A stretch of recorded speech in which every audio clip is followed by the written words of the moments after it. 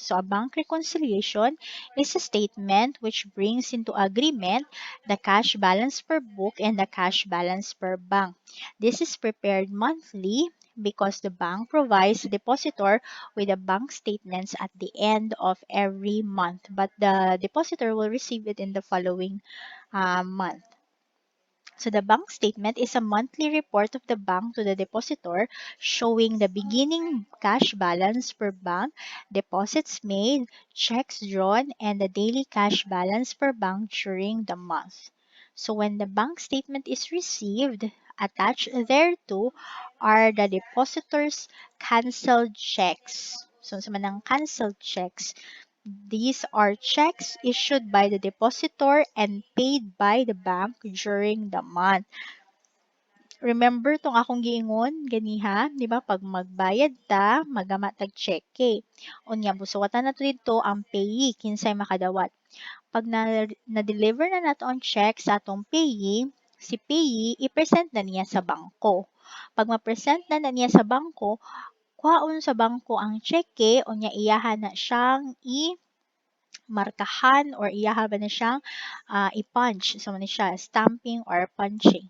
So, iyaha ba na siyang stampa na na-collect na na siya or na okay na na siya or iyang i-punch to show that they have been paid. So, katong mga canceled checks, katong na stamp na or na punch na, ilahan na siyang iuli na nila dito sa depositor as canceled check.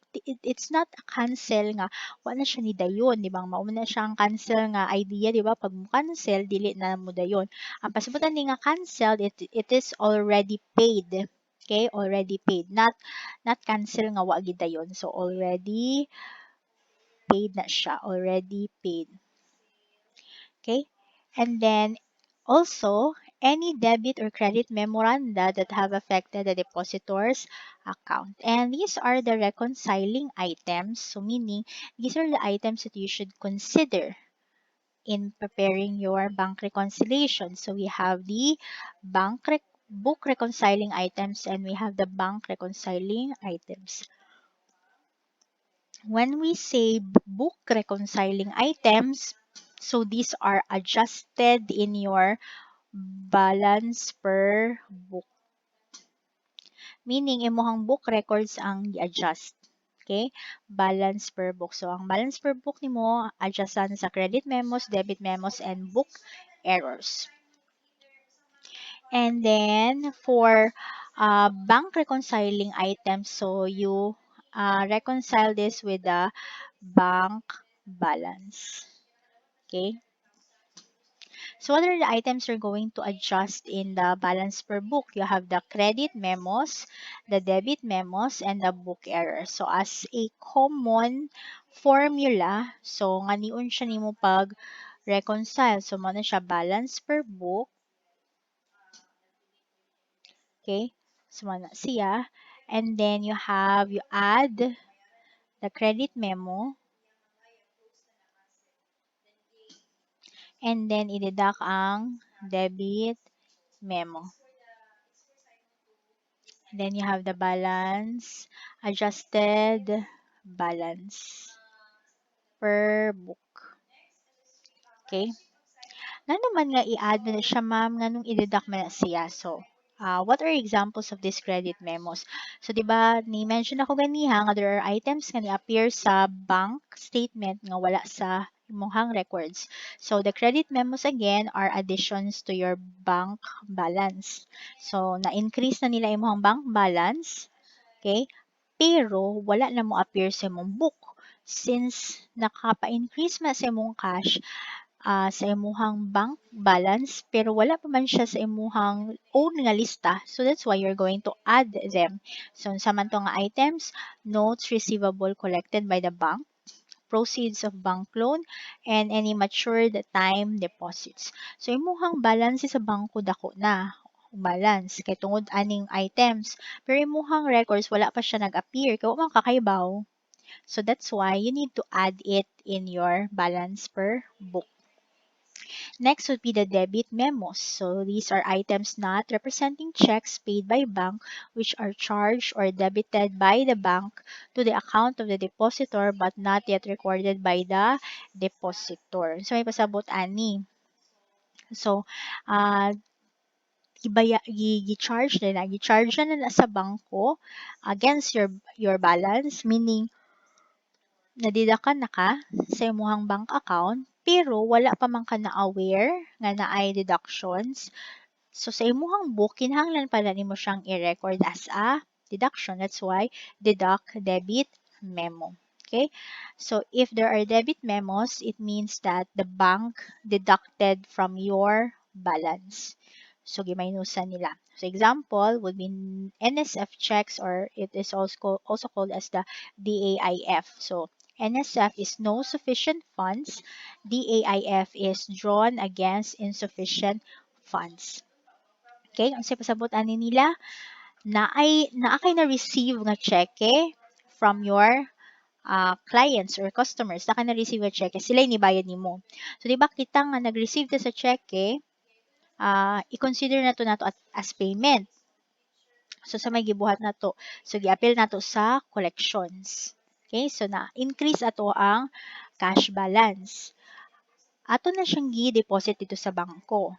Okay? Pero ang bangko, iyaha pa man na siyang i-check kung naabay sod ang balanse sa atong customer. Di ba si customer nagbayad sa ato ah. So i-clearing pa na siya, mga pa nag-clearing to check if there's enough money to make payments to me. Di ba? Ako may nakaduwat sa bayad. Pag mahibawaan nga wala dito siya sulod or kuwangan ang sulod, panangitan ang giswat sa cheque kay 10,000 pesos pero ang balance kay 5,000 ra ang iyahang money sa bank account, so dili ma-complete ang payment. So dili ma-transfer ang money kay kuwang.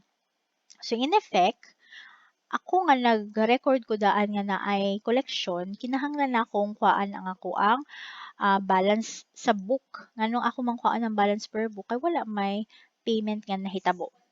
Okay? So man siya nga NSF checks are deducted. It's a debit memo. Then you have technically defective checks. So these checks are deposited but returned by the bank because of technical defects like it does not have any signature or counter signature. Erasures are not countersigned. So bawal. But I think in some banks there are stricter. Once na ay erasures, automatically dili dawaton. Bisan pa ung na ay countersign, dili sila mo dawat. Kay ano man gud siya, importante kaayo nga document ning cheque. So dili basta-basta lang nga mudawat ang bangko niya na ay changes kay ang delikado man gud ana kung mudawat sila na changes. What if gi-change na siya by unauthorized person? Pwede gidugangan yung amount or gikuhaan yung amount nga na. So dili pwede nga na ay erasures. Mutilated checks meaning nadaot na ang cheque. Okay, dili na siya maayo ang iyahang porma. Okay?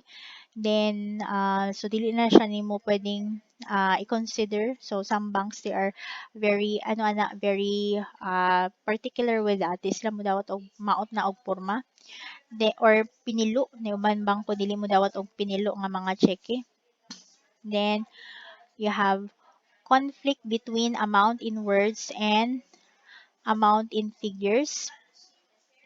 Then you have bank service charges, okay? And then you have reduction of loans. So these are deductions from your balance, okay? So bank service charges, then reduction of loan.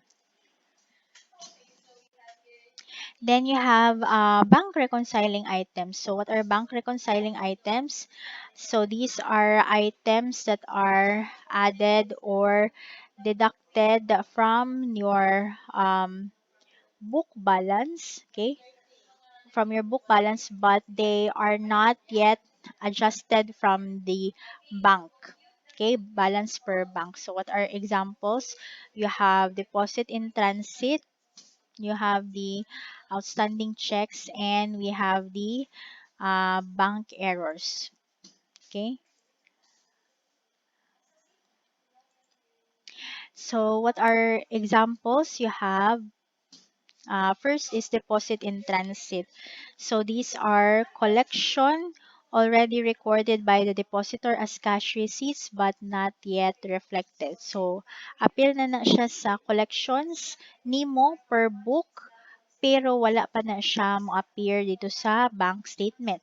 Nga naman, kay wala pa man siya na forwarded sa bank. For example, they are still on hand, awaiting pa for deposit.